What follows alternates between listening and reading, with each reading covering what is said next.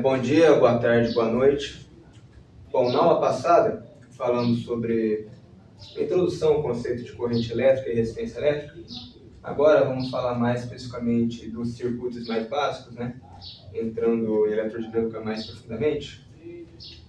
Bom, só lembrando então que estamos chegando na metade da Física 3. Bibliografia básica é o livro do Moisés Nussensweig, curso de Física Básica, volume 3. Santo do dia, hoje é dia 21 de agosto. Papa São Pio X, que viveu de 1835 a 1914.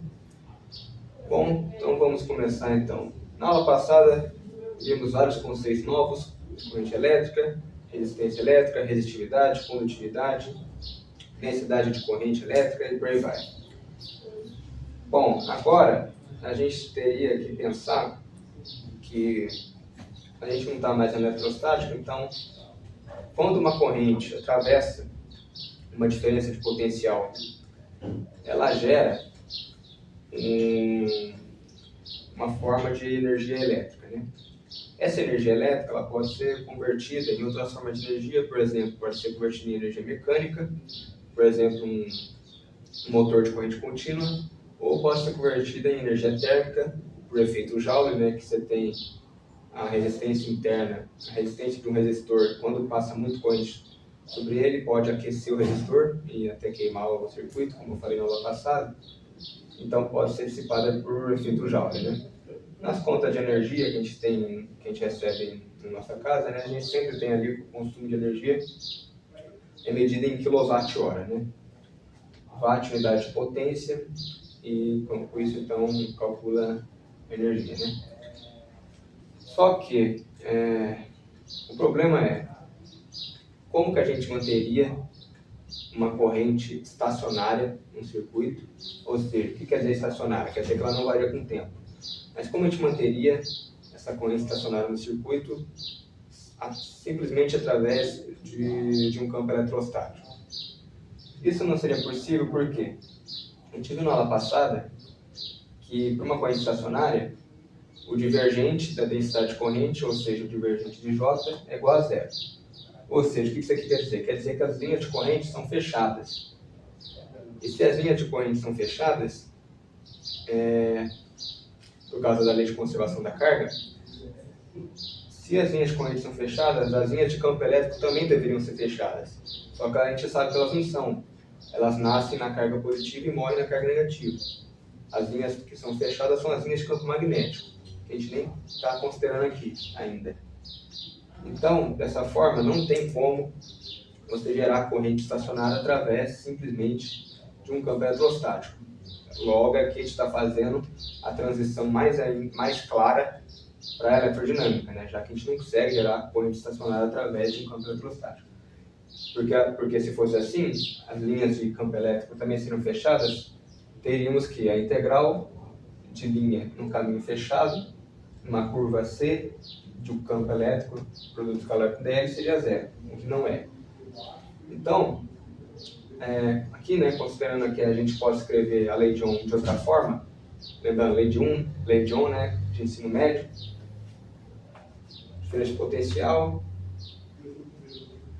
é igual a resistência vezes corrente, né? Isso aqui é só uma outra forma de escrever, que a densidade de corrente é igual a condutividade, sigma, vezes o campo elétrico. Que no caso aqui, como é corrente estacionária, tanto o campo quanto a densidade de corrente são constantes.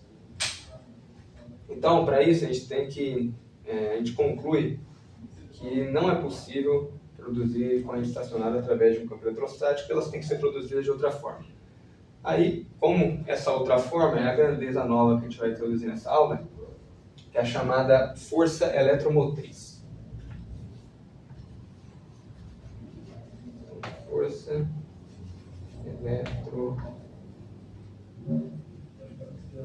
eletromotriz, que é representada por essa letra aqui, um epsilonzinho, né?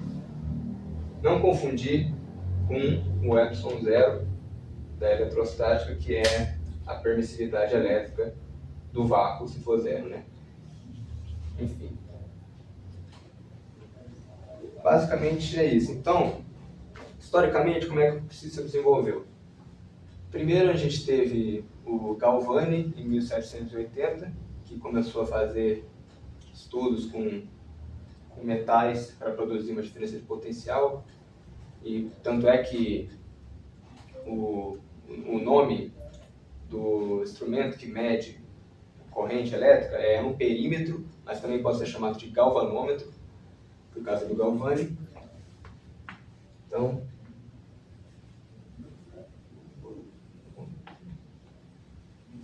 é igual a um perímetro.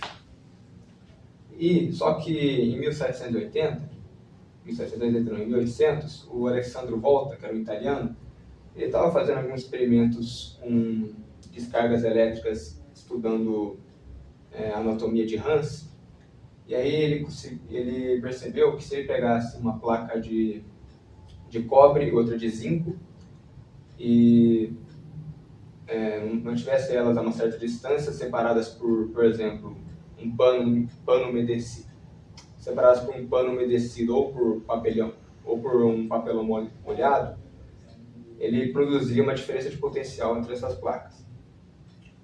E se ele fizesse vários desses, fizesse um sanduíche de placa de cobre, papelão ou pano umedecido e zinco, e fizesse empilhasse, ele conseguia amplificar essa diferença de potencial, e aí foi criada a primeira bateria da história, que é a pilha voltaica, e com isso então ficou provado que você conseguia ampliar a diferença de potencial fazendo esse efeito, esse acoplamento, e com isso gerar uma bateria e uma força eletromotriz.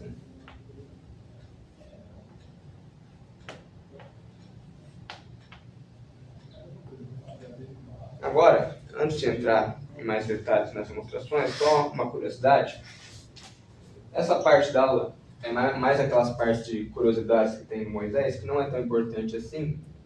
Não é importante, vocês não são obrigados a saber isso para passar, mas é algo que é interessante vocês verem pelo menos uma vez na vida. Tem certas coisas na física que a gente precisa ver uma vez na vida para ter uma ideia, que é importante, e depois a gente não usa nunca mais. Tem coisas que a gente usa o tempo inteiro, mas tem coisas que é importante a gente ver só para ter uma ideia melhor. Então, imaginamos assim, dentro da bateria da pilha voltaica, existe, além do campo elétrico, um campo que a gente chama de... Então, aqui nós temos dentro da bateria, temos a densidade de corrente J, é proporcional à condutividade, só que esse E aqui, ele vai ser dividido entre um E normal mais um E de E. Esse E de E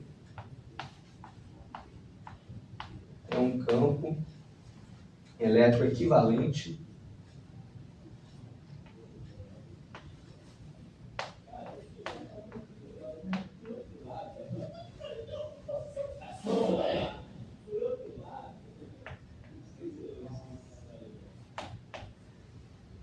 que só existe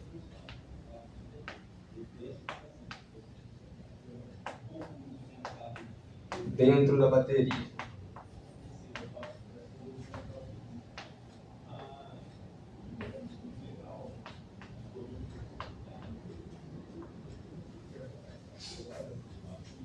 Então, podemos, por exemplo, ter um experimento que a gente tem uma solução de ácido clorídrico e a gente tem um circuito imerso nessa solução. Então, a gente tem aqui a solução de ácido clorídrico, HCl. Eu tenho um circuito aqui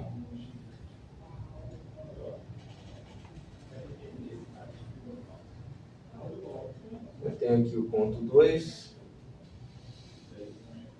e o ponto 1, um caminho B, um caminho C, caminho A. Aqui dentro eu vou ter um campo elétrico equivalente E de E.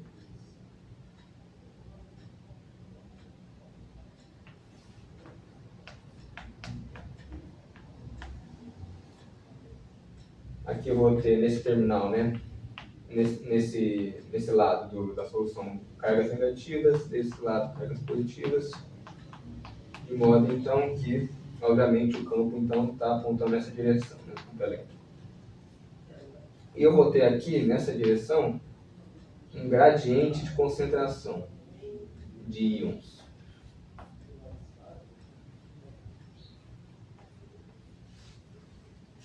Bom, vamos chamar de N o número de íons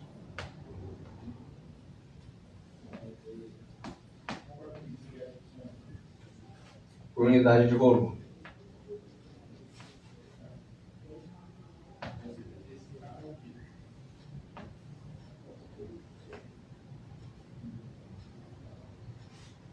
E nesse caso, N+, ou seja, o número de íons por unidade de volume positivos, vai ser igual ao número de íons negativos, vai ser igual a N.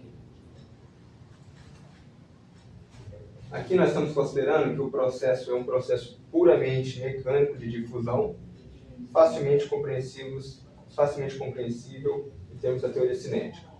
A agitação térmica leva mais íons de concentração maiores para menores do que em sentido inverso.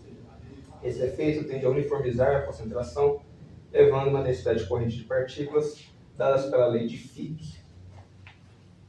Lei de Fick. Da difusão.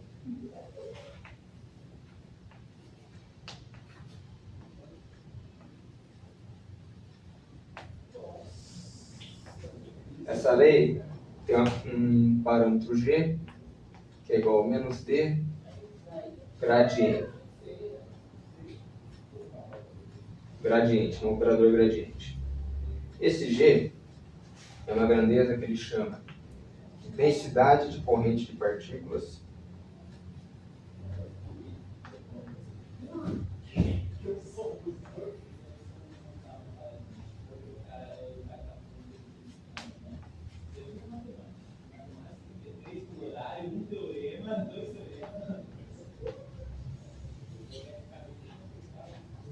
e esse Dzão é o coeficiente de difusão.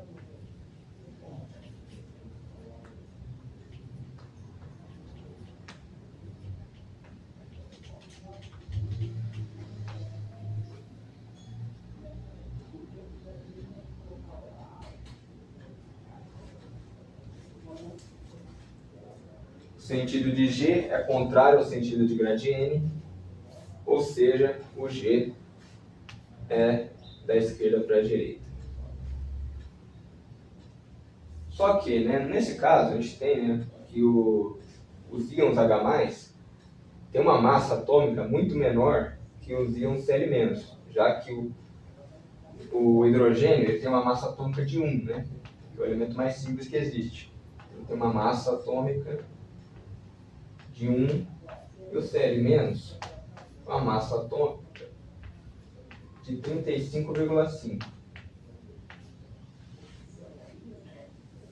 Desse modo, o coeficiente de difusão dos íons positivos é muito maior que o coeficiente de difusão dos íons negativos. O processo de difusão tende, portanto, a acumular cargas positivas à direita e cargas negativas à esquerda, como vemos na imagem, criando um campo elétrico E, orientado da direita para a esquerda. Esse campo também atua sobre os íons que adquirem, sobre a ação dele e do atrito interno, também chamado de viscosidade, né? Lembrando das aulas de termodinâmica, viscosidade é a resistência que um fluido oferece ao movimento. Por exemplo, piche, ou é muito mais viscoso que a água ou que o óleo, movendo-se através do fluido com velocidades terminais V constantes proporcionais à força elétrica do campo. A constante de proporcionalidade μ é chamada de mobilidade dos íons. Então aqui nós temos μ, que é mobilidade, vou colocar aqui em cima,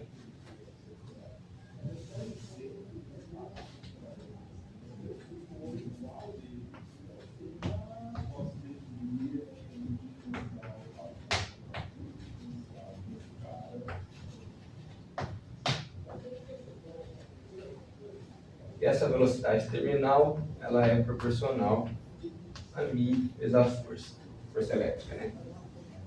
A corrente resultante da ação combinada desse grade N e do campo elétrico será, então, uma força elétrica dos íons positivos é igual a carga elementar vezes campo, e a força dos íons negativos é igual a menos carga elementar vezes o campo. Então, a densidade de corrente vai ser menos E vezes o coeficiente de difusão D mais, menos D menos, grade N mais NE, Mi mais F mais, menos Mi menos F menos. Aqui vamos considerar também que esse Mi mais é muito maior que Mi menos. E vamos desprezar os termos pequenos, né? Com isso nós temos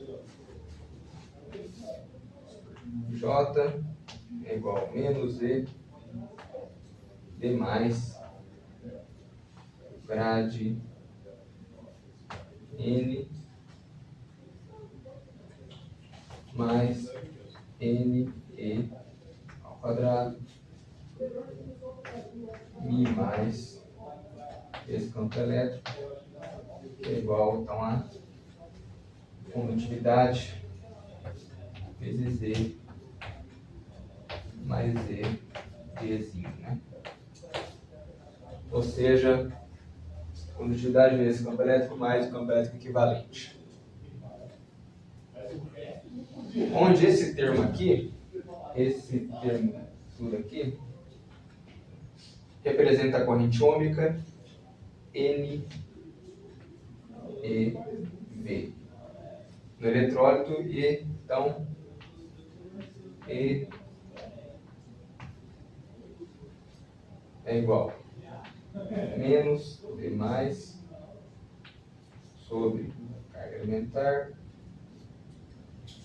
Mi mais grade N sobre N é igual a menos D mais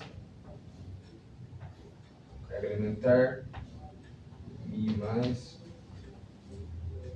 grade log de N.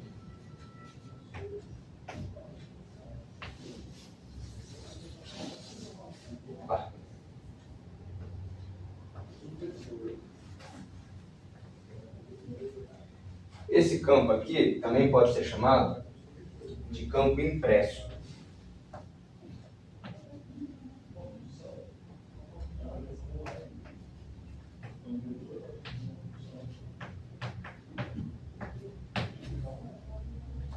De origem puramente cinética, né?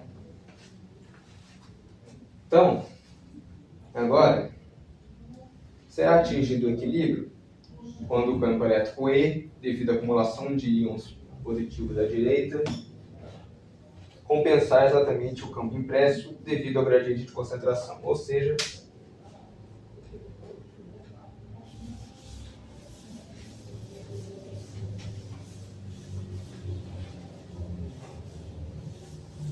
o equilíbrio vai ser atingido quando E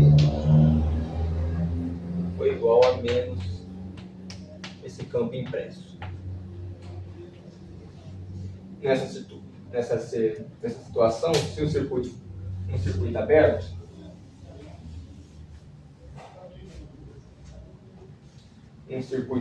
entre aspas, temos J é igual a zero, em equilíbrio,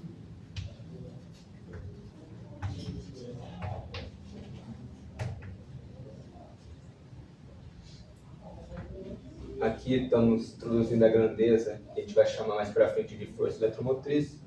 Ela é proporcional à integral de caminho fechado de E mais o campo impresso dl. campo normal, ele é diferente de zero dentro e fora da solução.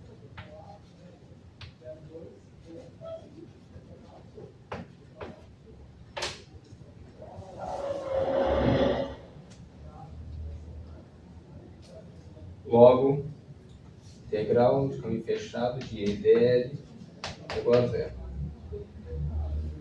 Só que esse campo impresso, E, G, ele só é diferente de zero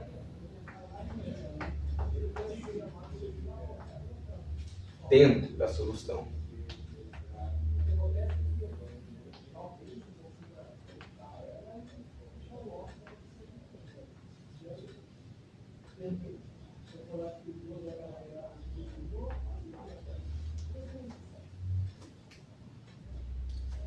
Dessa forma,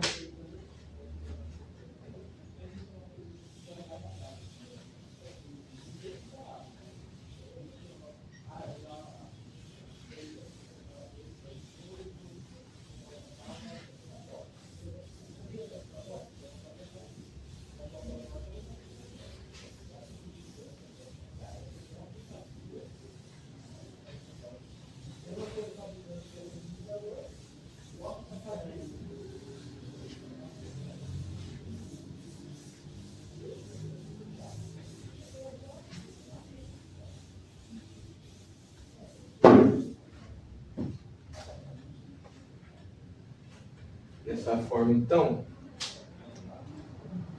nós temos que a força eletromotriz é proporcional à integral de caminho fechado do campo impresso, dl, que é igual à integral do ponto 1 ou 2 de E de E dl, que é diferente de zero. Que recebe o nome, então, de força eletromotriz, ou, abreviado, FEM. Eu já vi a gente usando assim, ou assim, ó, ponto, M. Tanto faz usar esses dois termos, não tem nenhum problema. Ou se quiser escrever força eletromotriz, também não tem nenhum problema. Dentro da solução,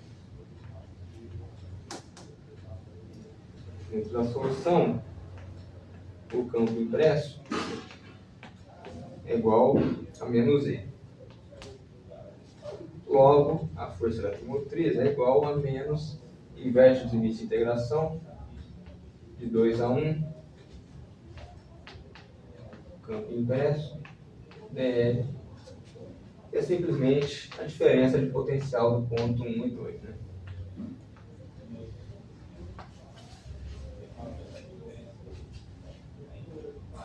Ou seja, a força eletromotriz ela é igual à diferença de potencial num circuito aberto entre os pontos 1 e 2. Logo, E igual a V1 menos V2 é igual a V é igual a RI. Aí você me pergunta, se E é igual a V, que é igual a RI, qual que é a diferença entre força eletromotriz e diferença de potencial? Aí a gente vai ver agora. Todo circuito real que a gente for analisar, a gente tem que considerar que cada elemento do circuito, resistor, indutor, capacitor, transistor, etc., eles têm uma resistência interna. Às vezes está parcializado essa resistência interna deles, às vezes não.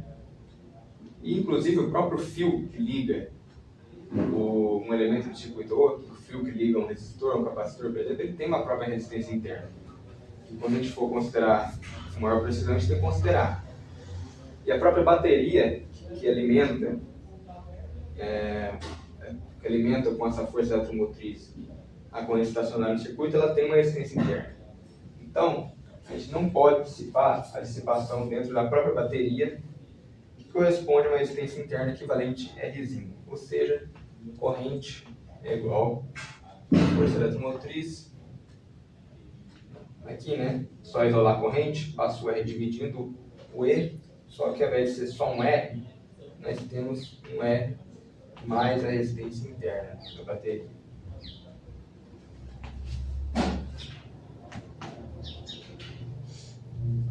De forma que a diferença de potencial entre os pontos 1 e 2 em um circuito fechado é V é igual a RI é igual a R sobre R mais Rzinho E é menor que I.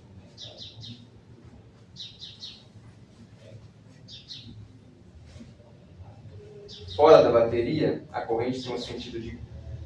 Fora da bateria, a corrente tem sentido da queda de potencial, ou seja, ela vai de um potencial mais alto para um potencial menor. A gente vai ver daqui a pouco que vamos chegar nas leis de Kirchhoff. Mas dentro da bateria é o inverso. A corrente vai de V2 para V1 e as cargas ganham energia em razão desse câmbio impresso, que depende do gradiente de concentração. Mais uma analogia com a hidrodinâmica, a gente pode comparar a situação com o escoamento de água dentro de uma canalização fechada ou um circuito fechado. O fluxo de água é mantido pelo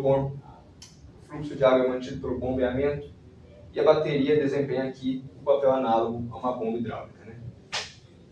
Então, essa parte que é mais uma curiosidade, vocês não necessariamente precisam decorar essa parte ou entender, que é melhor entender, né? Vocês não precisam necessariamente dessa parte aqui mais profunda para passar na matéria, mas é uma coisa que é legal ver uma vez na vida, pelo menos.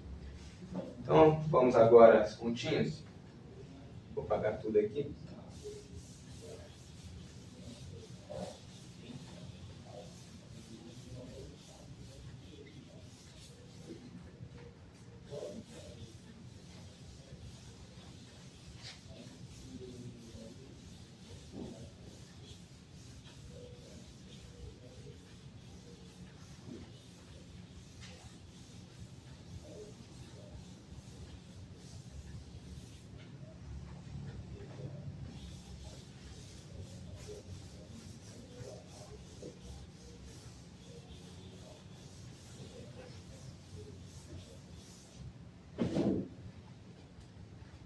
Então, como é que a gente pode apresentar a bateria no circuito? A gente tem a bateria apresenta assim. Aqui vou colocar simplesmente um resistor, né? Os terminais, o maior é sempre positivo, o menor negativo. Força eletromotriz, corrente, resistor.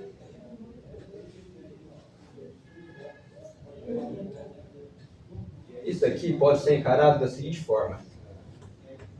Vou colocar aqui uma imagem, que vai ficar melhor que no desenho.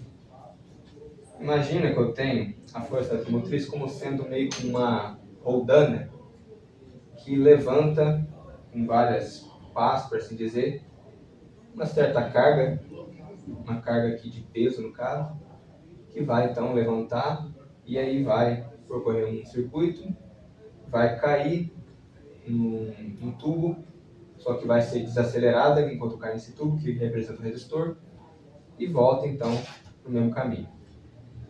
Esse tubo, inclusive, que freia a carga, pode até ser considerado, né, tem um fenômeno que é da frenagem magnética, né, que com um campo magnético consegue frear alguns objetos, né. Resolver um circuito é você determinar o sentido da corrente e calcular o valor do sentido da corrente, né. A corrente sempre flui em direção às quedas de potencial.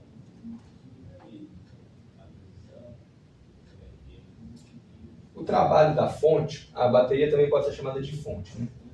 O trabalho da fonte, a gente tem que a fonte tem que realizar um trabalho, dW, sobre um elemento de carga dQ, a fim de forçá-lo a ir do terminal negativo ao positivo, né? Já aqui a gente viu que o sentido convencional da corrente é do terminal positivo ao negativo, mas o sentido real da corrente é do negativo ao positivo. Então, a força eletromotriz é um trabalho em relação à carga, né? E tem medida joule por coulomb, que é volt, né?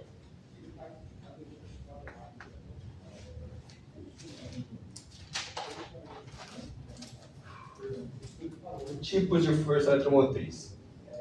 Uma fonte de tensão ou bateria ideal é uma fonte que não tem resistência interna. Ou seja, vou considerar esse mesmo circuito aqui, só que eu vou chamar aqui de um ponto A e um ponto B.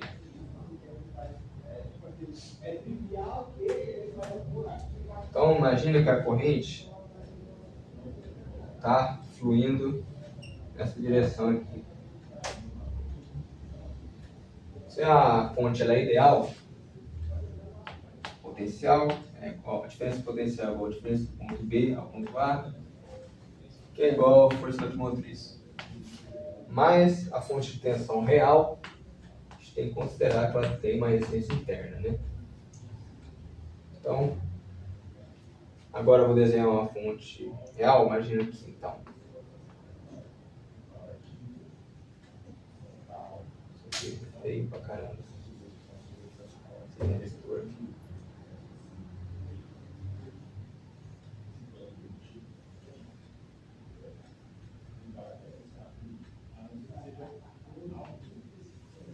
Então, temos aqui um resistor normal e esse aqui é um resistor Rzinho interno da bateria. É só uma forma de representar aqui, né?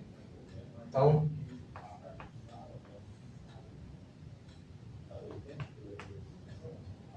corrente I, aqui um ponto B, aqui um ponto A, e a corrente fluindo nessa direção.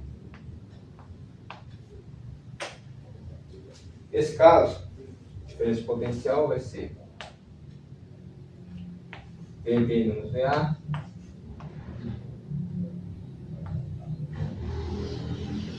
que é igual a força eletromotriz menos a resistência interna vezes a corrente. Agora, vamos enunciar então as leis de Kirchhoff, que são tão famosas, né? Então aqui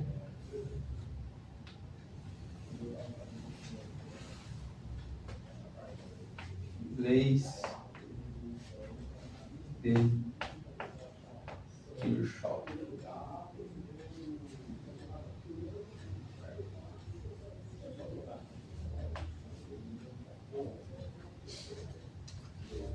A primeira lei, sobe a ordem. A primeira lei de Kirchhoff é o seguinte: a soma, a gente já acabou falando na aula passada, mas vamos retomar, não custa nada. A soma das correntes que entra num nó é igual à soma das correntes que saem. Então, o que é um nó? Um nó é um ponto no circuito que a corrente pode se dividir. Então, imagina que eu tenho aqui um circuitinho. Vou colocar um circuito mais complexo agora.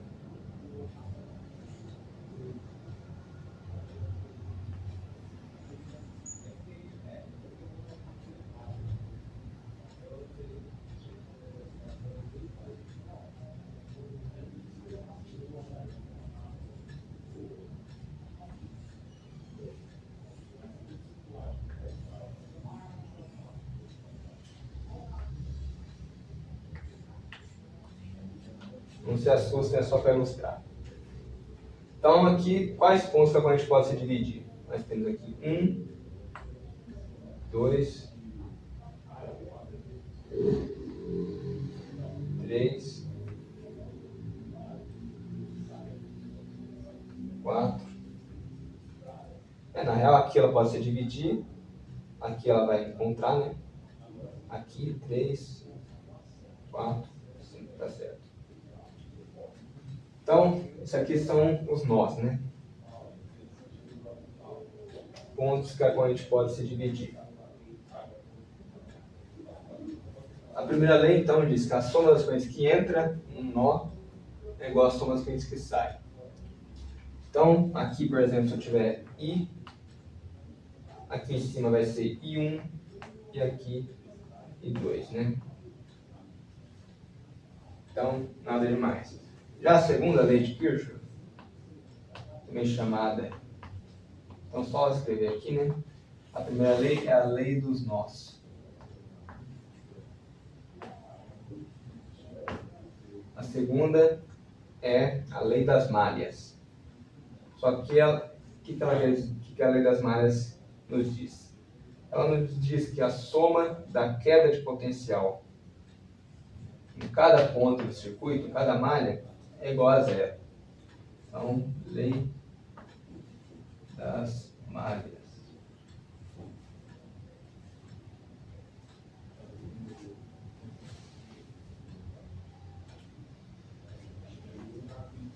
Ou, escrito de outra forma, né, a soma algébrica da diferença de potenciais é zero em uma malha.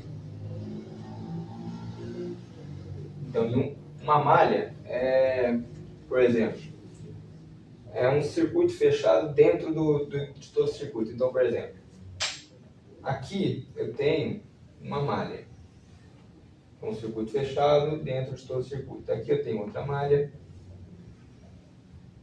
aqui eu tenho outra malha. E o próprio circuito grande também é uma malha, né? Enfim. Vou colocar outro circuito para ficar mais fácil. Então, imagina que eu tenho aqui um circuito mais simples assim.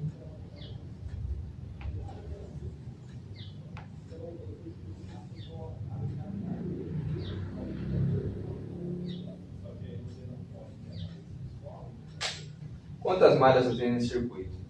Eu tenho o próprio circuito inteiro, que é uma malha. Eu tenho esse aqui e esse aqui que é a soma dos dois, né? E o próprio circuito inteiro, que é uma própria malha.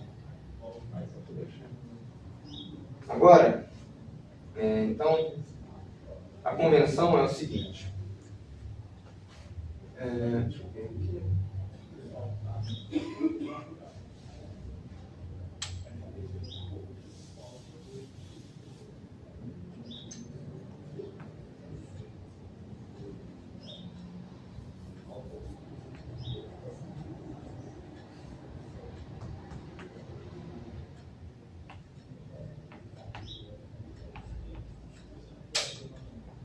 Nesse ponto aqui, antes de entrar no resistor, mas na iminência de entrar, eu tenho um maior potencial. Nesse ponto aqui eu tenho um menor potencial, já que teve uma queda de tensão. A convenção é o seguinte, na fonte, imagina que eu tenho um ponto A aqui, a fonte, e um ponto B. De A a B, eu tenho que a queda de potencial é menos E, ou seja, uma perda. E de B a A,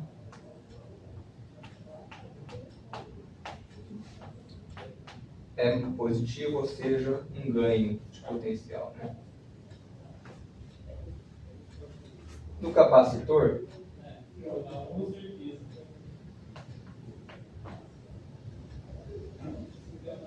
então, capacitorzinho de placas paralelas,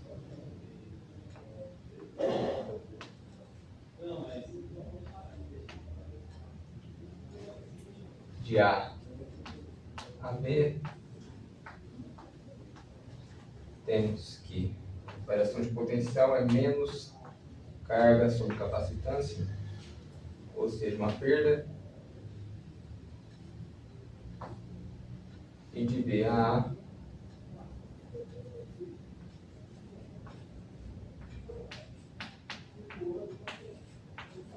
mais Q sobre C, que é um ganho de potencial. no resistor.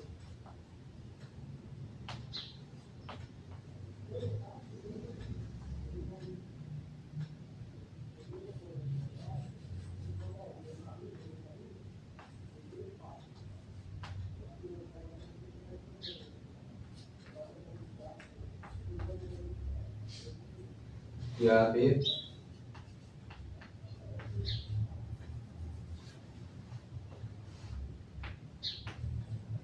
delta V é igual a menos RI, ou seja, uma perda,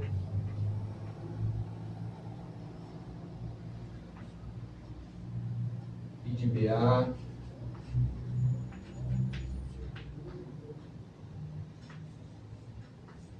delta V é igual a RI, um ganho de potencial.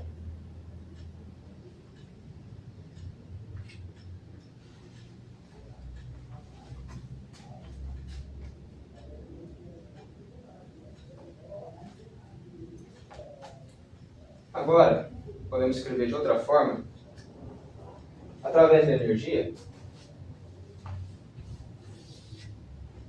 Lembrando, energia potencial é igual a potência dt, né? Já que potência é energia em relação ao tempo, né? Isolando o du, é igual, a gente já viu na aula passada, potência dissipada pelo resistor, RI ao quadrado dt, né? Uma carga dQ é igual a I dt se move através da bateria e o trabalho que está sendo realizado sobre ela é dW igual a força eletromotriz dQ igual a EI dt. Pelo princípio da conservação de energia, EI dt é igual a RI ao quadrado dt. Agora, a parte que os matemáticos se matam, né? A parte que os matemáticos ficam malucos, que a gente vai cortar no dt, entre aspas, né? E tem um i aqui, i ao quadrado, corta o i, de forma então que a eletromotriz é igual a resistência vezes corrente. Logo, corrente é igual a força eletromotriz por R.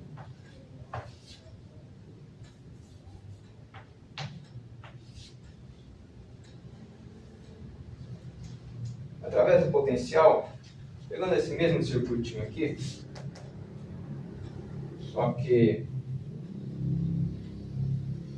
chamando aqui de VA e VB, em que VA é maior que VB, eu vou considerar aqui um ponto A.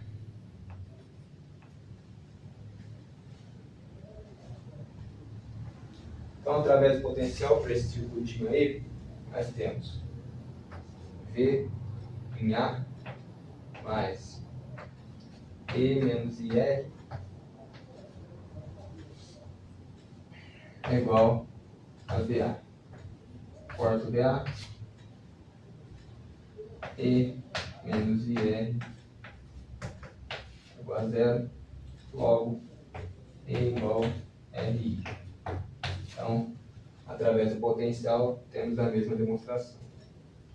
No caso de uma fonte real, aqui vamos considerar que o desenho é esse aqui, só que eu vou colocar mais pontos no circuito. Então, eu tenho aqui A, B, C e D. Mas o circuito é o mesmo. No circuito real, E menos IR, IRzinho, né, da resistência interna da fonte, menos I da resistência do resistor, é igual a zero. Logo a corrente é igual a força motriz sobre R mais R. Que a gente já viu, só que agora a gente está demonstrando de outra forma, né? Bom, então, agora eu desafio vocês a resolver esse circuito aí aplicando as leis de Kirchhoff, e quem não resolver está reprovado. Então, brincadeira. Agora, vamos falar então a gente já falou de associação de capacitores, falar agora de associação de resistores.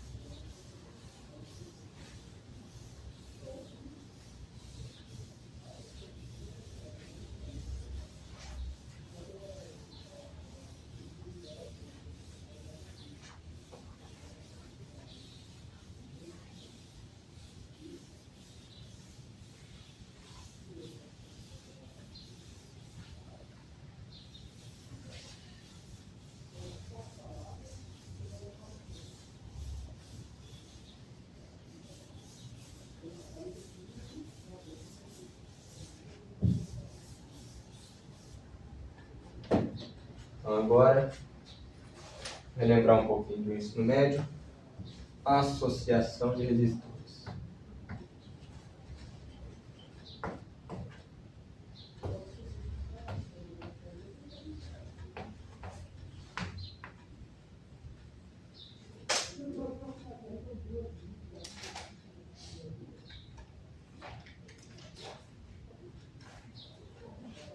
Então, lembrando, temos associação em série e paralelo, né? Então, em série, supor que eu tenho um circuitinho aqui, fonte,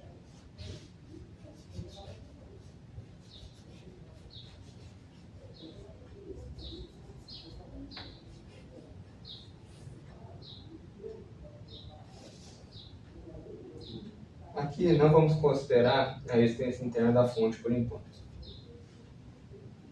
Então, cada resistor aqui tem uma resistência diferente, né? Então R1, R2, R3,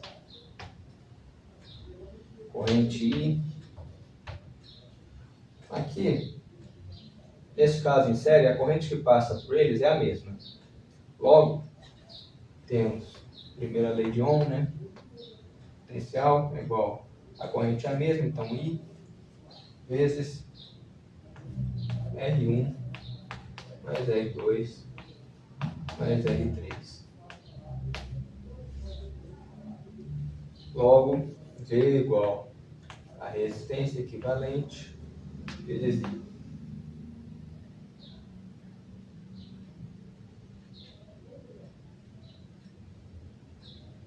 Essa diferença de potencial é a soma das diferenças de potencial entre as extremidades de cada resistor, que é igual à diferença de potencial aplicada.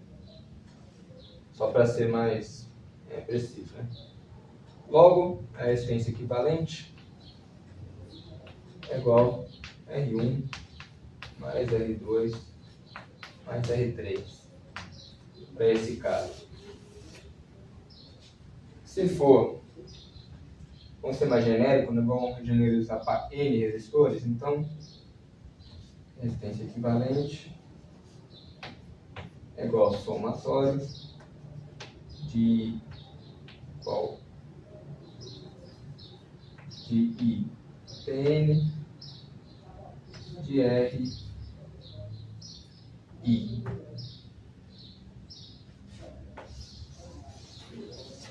Esse Izinho aqui não é corrente não, é um índice de cada resistor, ou seja, 1, 2, 3, 4 até N resistores, né? Tiver.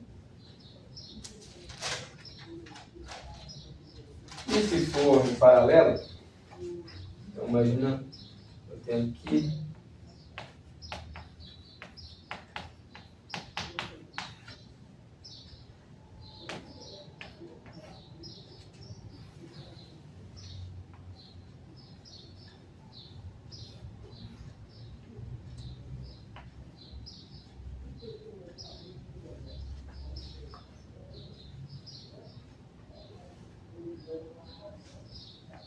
R1,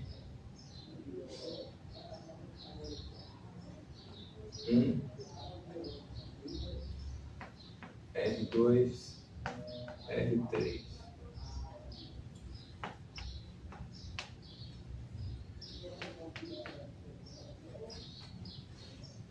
Aqui, a corrente que vai passar em cada um deles é diferente, né? Já que ela vai dividir no nó.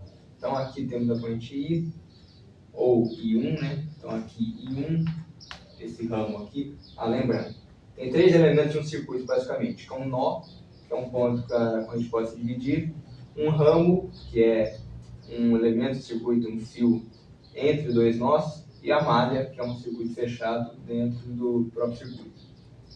Então, só para ser mais preciso, nesse caso usem o termo ramo. Ramo é uma distância, um fio entre 2 nós, né? Então, aqui vai ser passar no resistor 1 uma corrente I2, no 2 uma corrente I3, no 3 uma corrente I4.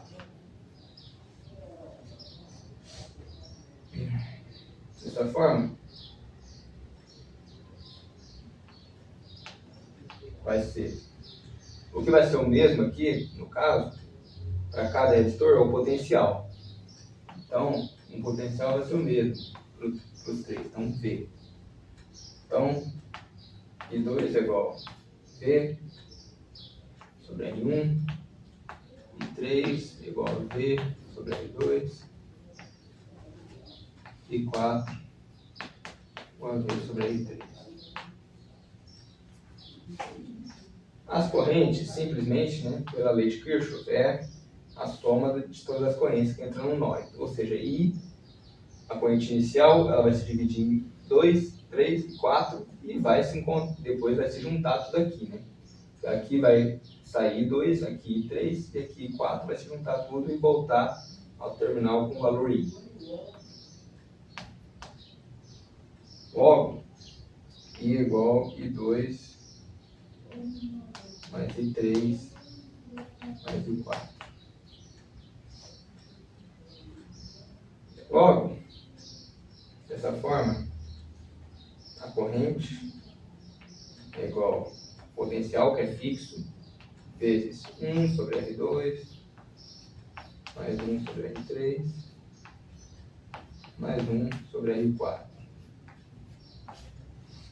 Logo, é igual a V sobre 1 sobre resistência equivalente.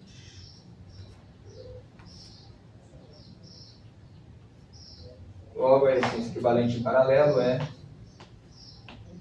nenhuma novidade de ensino médio.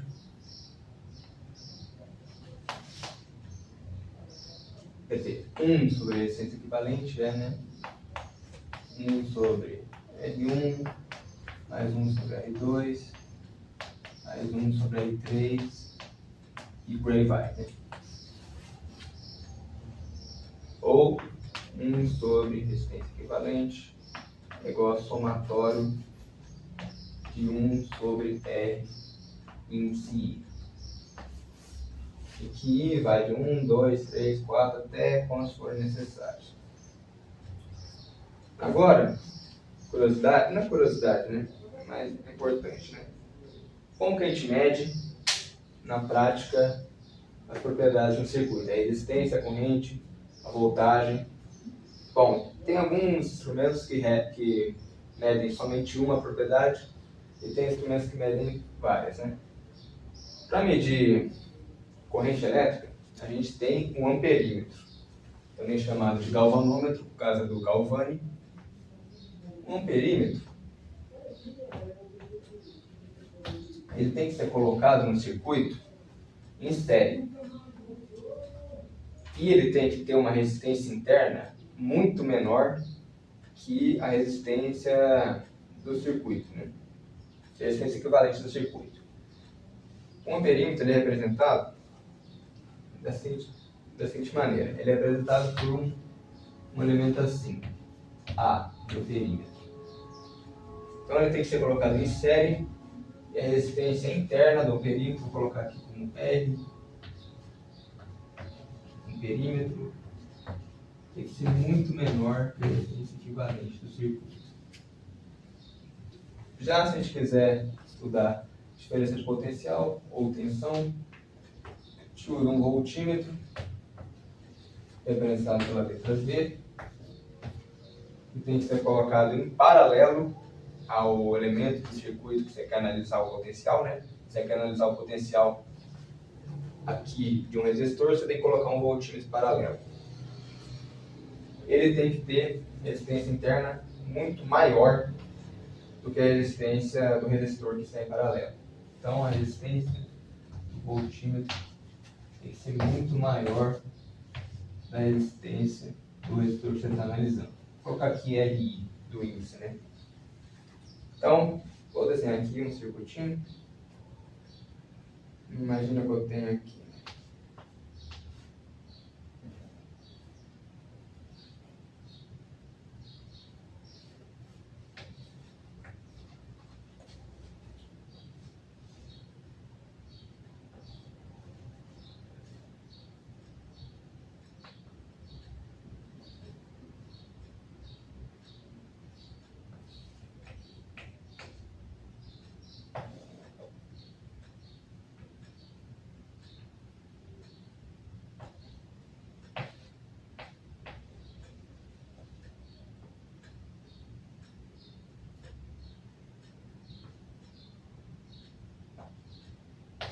Então, imagina que eu tenho um circuito aqui com uma força eletromotriz, uma resistência interna da fonte, corrente fluindo nesse sentido, aqui um resistor R2, aqui um resistor R1. Então, se eu quiser medir a diferença de potencial que passa nesse resistor, eu coloco o voltímetro em paralelo. Se eu quiser medir a corrente elétrica de todo o circuito, eu coloco em série ao circuito, como aqui está um perímetro. Então, é isso, não tem muita dificuldade. No fim da aula, eu vou gravar algo mais prático em relação a esse sentido. Então, agora, para finalizar a aula, eu já falei em algumas aulas passadas, na aula de capacitor, de associação de capacitores. Falamos agora de associação de resistores. Vamos finalizar então com circuitos RC, que é um circuito que tem um capacitor e um resistor.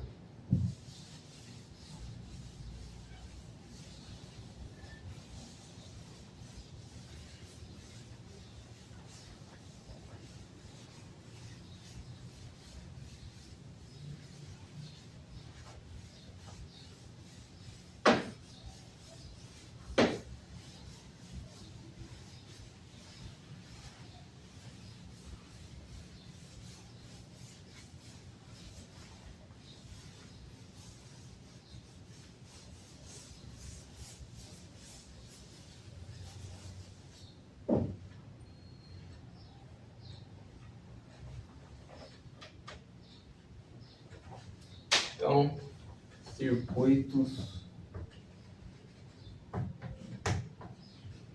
RC. Primeira combinação de elementos do circuito que a gente vai ver. Então, resistores e capacitores.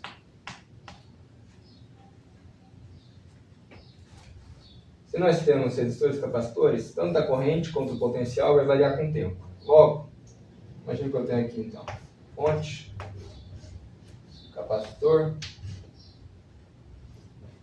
resistor.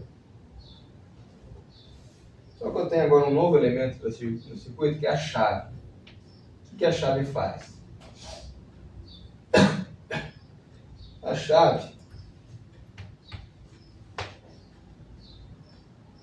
ela abre e fecha de modo que ela permite alternar a configuração do circuito. Então, se ela está fechada, não tem corrente fluindo nele. O circuito está desligado. Se eu ligo a chave, vai começar então a fluir corrente no circuito e a gente consegue estudar uma função periódica que analisa o quanto de corrente e carga vai fluir no circuito em cada instante de tempo. Então, vamos considerar um instante em que a chave S é fechada.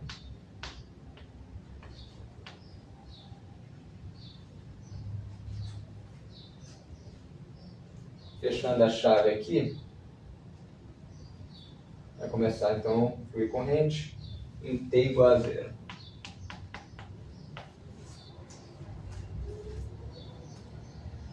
A carga inicial do capacitor é nula, ele não está carregado. Surge então uma corrente e começa a carregar o capacitor e a gente vai determinar a função para esse carregamento. Então, a carga inicial do capacitor, Q de 0 é 0. Para um tempo diferente de 0, a gente vai ter uma função Q de T, a carga que depende do tempo. Pela lei das malhas do circuito, então vamos analisar aqui as quedas de potencial, né? Tem aqui a força eletromotriz da fonte. Então, passando no capacitor, qual que vai ser a queda de potencial? Menos Q sobre C. Passando no resistor, vai ser menos I sobre V0, que é igual a 0. Pela lei das malhas. Agora, a gente vai fazer, então, a gente vai isolar o I. Então, isolando o I, eu passo esses dois termos aqui para o outro lado.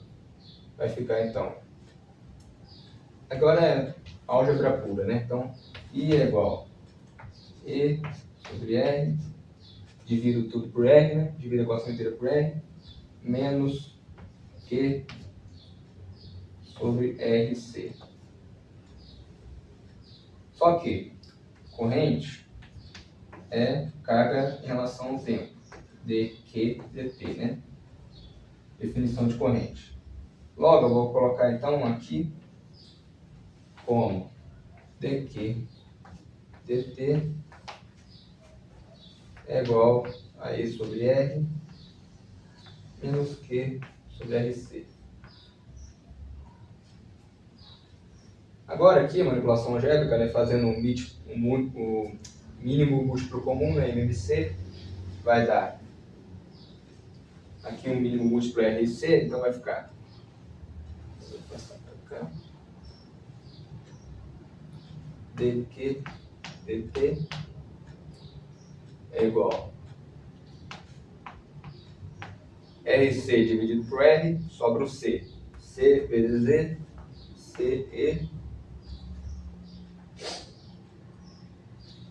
RC dividido por RC, 1 vezes Q, menos Q. Então, beleza. Agora, então, isso aqui tem cara de quê? Tem cara de equação diferencial. Então, como é que a gente resolve uma equação diferencial simples como essa? A gente tem que fazer separação de variáveis. A gente tem a variável da carga e do tempo aqui, e a gente tem a carga aqui. Então, vamos separar a variável e a gente vai passar a carga dividindo. Logo,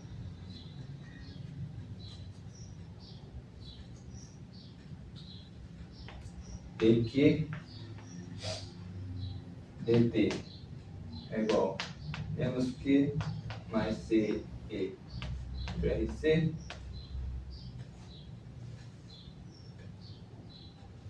A gente passa todo esse termo aqui do numerador dividindo, vai ficar dQ sobre menos Q mais CE e passa o tempo multiplicando. Então vai ficar menos dt sobre RC.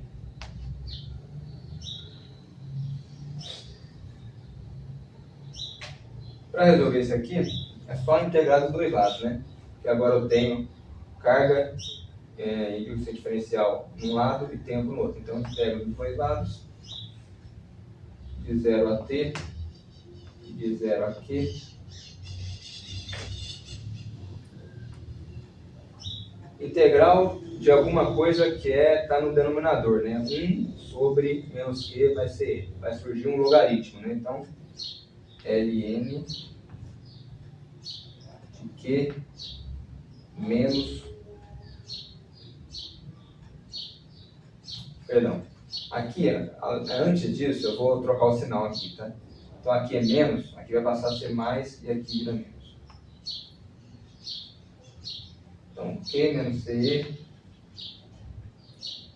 dividido por ce, já que é uma regra da cadeia, né? Você deriva você derivando esse ln, vai dar 1 sobre o argumento do logaritmo, vezes a derivada do argumento que está dentro, aí sim vai dar essa expressão. Então, e aqui, essa integral simples, né? Integrar um dt, surge um t. Então, menos t sobre rc. Agora, para ficar mais bonito, é só isolar o q, que a gente vai chamar a função de q em função do tempo. Né? Então, para aqui a gente vai exponenciar os dois lados, né? Então vai ficar exponencial elevado a isso aqui tudo, exponencial elevado a isso aqui tudo. Tem uma propriedade da exponencial do logaritmo, que é quando o exponencial de um logaritmo é o próprio argumento do logaritmo. Então, assim, exponencial de ln de x é igual a x. Então, vai ficar então q menos c dividido por menos c é igual ao exponencial menos t sobre rc. Esse menos c eu vou passar multiplicando. Então, q menos c é igual a menos c exponencial de menos t sobre rc. Passar esse menos c como um positivo, eu vou colocar esse em evidência. Então, q, vou colocar aqui direto. Então, a função da carga no capacitor em função do tempo é igual a c e vezes 1 menos exponencial menos t sobre rc. E então encontramos finalmente a equação da carga do capacitor em função do tempo, de modo então que isso aqui nada mais é que t, que é a carga final do capacitor vezes 1 menos exponencial de menos t sobre rc.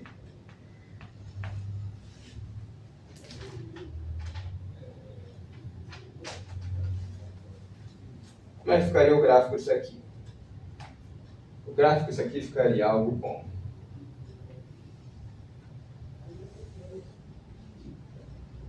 carga, a unidade aqui é microcoulomb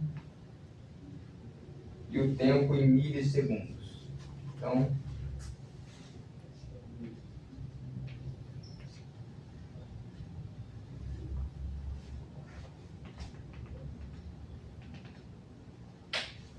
o gráfico disso aqui é algo parecido com uma logaritmo. Então, seria algo assim. Vai tendendo aqui até CE, mas nunca chega, né? Esse RC tem um nome que a gente pode chamar ele da letra grega tau, que é igual a RC, que chama constante de tempo capacitiva. Então, constante de tempo capacitiva.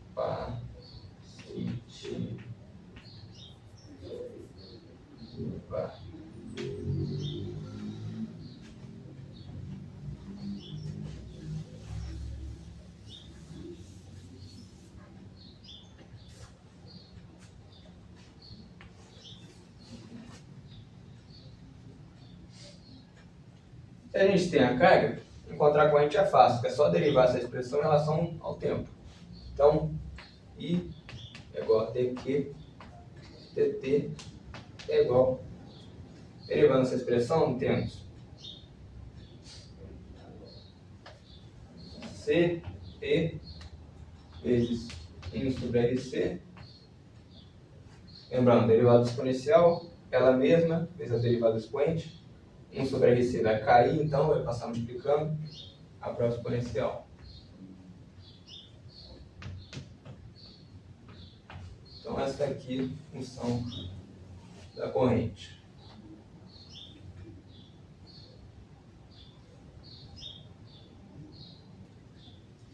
Só que eu posso escrever de uma forma um pouco diferente. Então, I de T é igual a E sobre R. Aqui vai cortar esse C, né? Corto C, E sobre R, exponencial menos T sobre RC. Ou E sobre R é a própria corrente. Então, a corrente em função do tempo é igual a uma corrente inicial, I0, vezes exponencial de menos T sobre RC.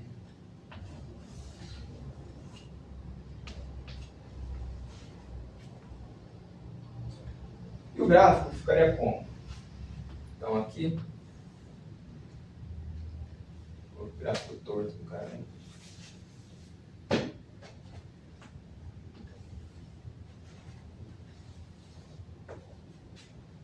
Corrente em miliampere e o tempo em milissegundos.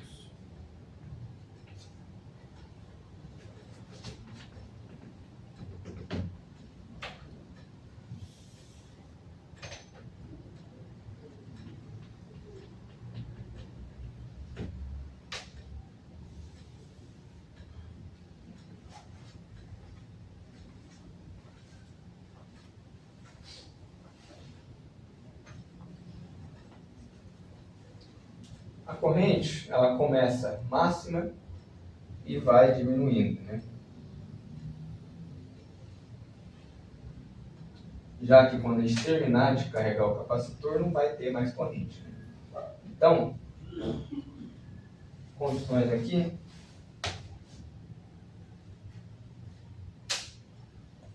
Em T igual a zero, a carga é zero e a corrente é máxima, que é igual a E sobre R. No tempo igual a infinito, infinito aqui é só, quer dizer que é um tempo muito grande, né? A carga infinito é igual a C vezes força automotriz e a corrente no infinito é zero. Então, bem tranquilo, né? Só resolver uma equação diferencial simples por substituição, por separação de variáveis, e a gente encontra, então, uma função que determina a carga e a corrente no capacitor em função do tempo. Agora, esse foi o caso de carregar o capacitor, mas e se a gente quiser descarregar ele? Se a gente quiser descarregar, é muito parecido. Então, vamos lá.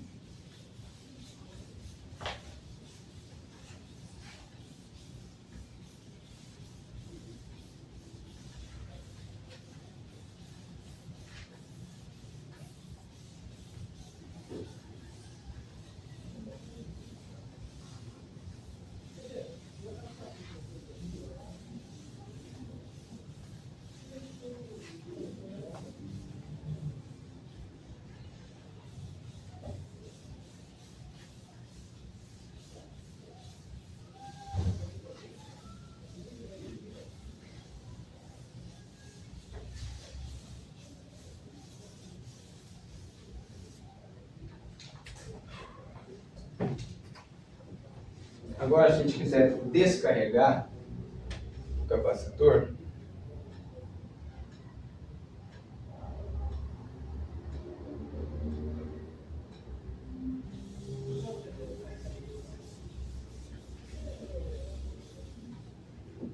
então, descarregar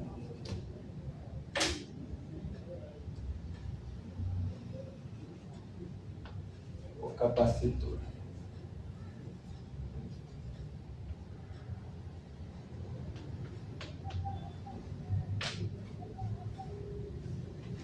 Agora é um pouco diferente, porque agora no instante inicial, T igual a zero, a carga no instante inicial vai ser igual a um Qzão, né, já que ele vai estar carregado.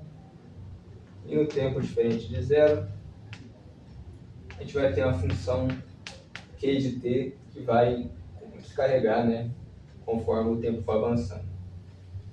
Pela lei das malhas, agora é menos RI mais Q sobre C é igual a zero.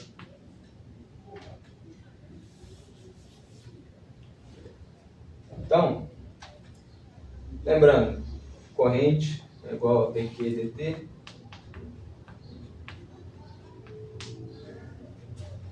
Então, agora a diferença vai ser que a corrente vai ser menos dq dt porque ele está justamente descarregando, né? Então, se é menos, aqui vai ficar mais, então R dq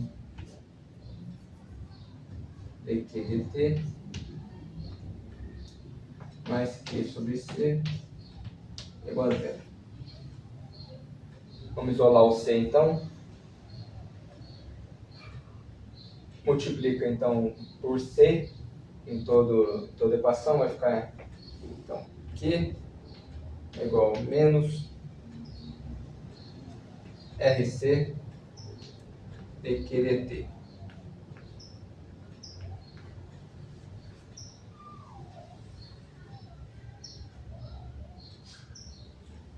Logo, então aqui separação de variáveis, né? Vai ficar dq sobre q é igual a menos dt sobre rc. Aqui a gente já sabe como resolve, né? Vai integrar, vai surgir um logaritmo de q.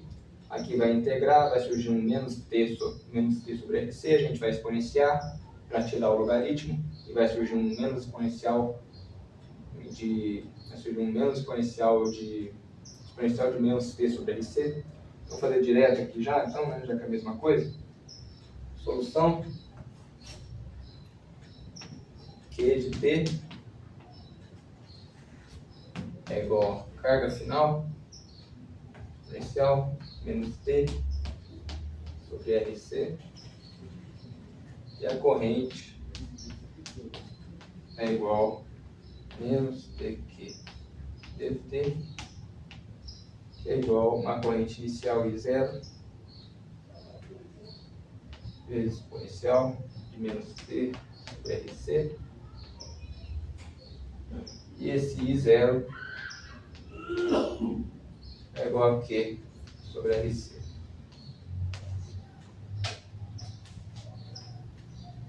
Novamente, fazendo as condições iniciais e no infinito, t igual a zero, Q de zero agora não vai ser zero, vai ser Q, e a corrente inicial é igual a I0. T é igual a infinito, carga do infinito vai ser zero, um tempo muito grande, né? E a corrente também vai ser zero. Bom, então com isso, acabamos a parte de circuito RC. Estou seguindo uma ordem um pouco diferente que está no Moisés, mas não vai alternar muito, porque ele tem um capítulo inteiro de todos os tipos de circuito. Só que como a gente falou de capacitor e resistor, velocidade motriz, primeiro eu vou resolver então, o circuito RC. Nas próximas aulas já vamos entrar em campo magnético, que aí a gente vai introduzir as fórmulas de força magnética para vários tipos de configurações, e vai introduzir então a grandeza posterior de indutância. E introduzindo a indutância, a gente já vai ter as três principais grandezas do circuito, e aí a gente então volta e resolve os outros tipos de circuito que faltam. Então é isso. Obrigado a todos que assistiram. Até mais.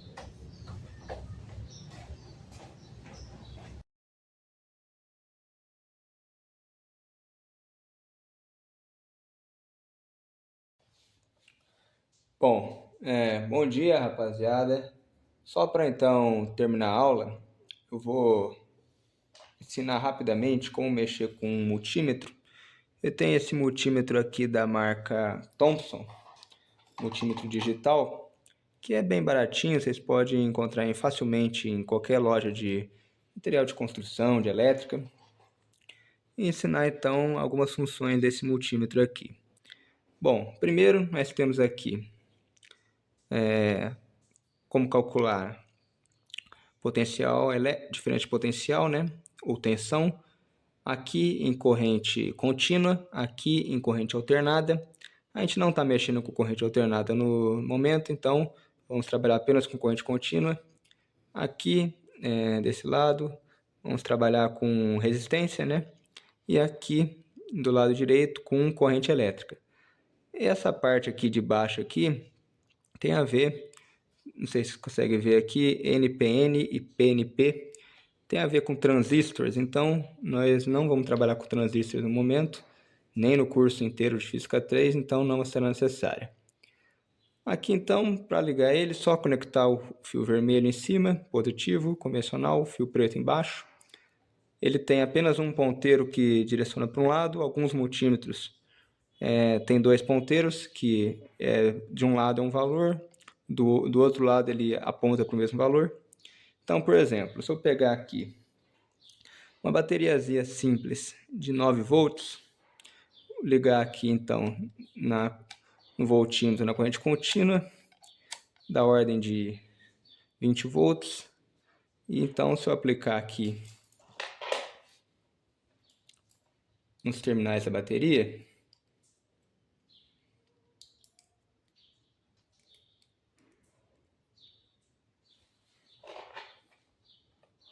eu vou obter aqui aproximadamente 7.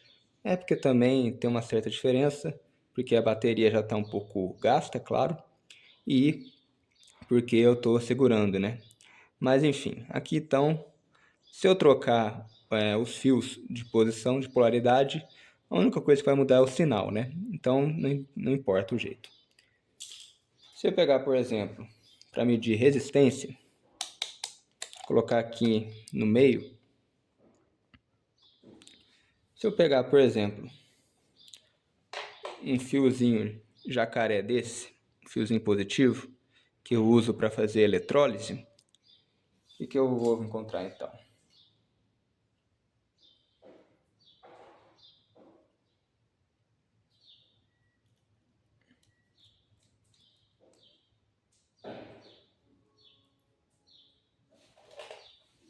Então aqui, conectando os fios, ele está marcando em 0, já que a resistência é muito pequena. Agora, se eu tirar um dos fios, ele vai marcar 1. Por quê? Porque quer dizer que isso aqui é para testar se o fio está danificado ou não, né? Então, como ele está marcando 1, a gente tem que ele não está danificado, né? Porque aqui eu estou fechando o circuito, né? Quando eu fecho o circuito, ele vai dar 0, né?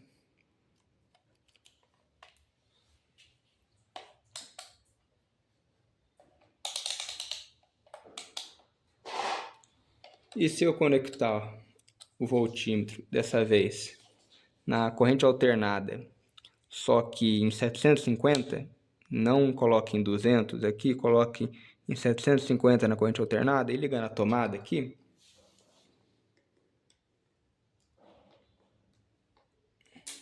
Opa!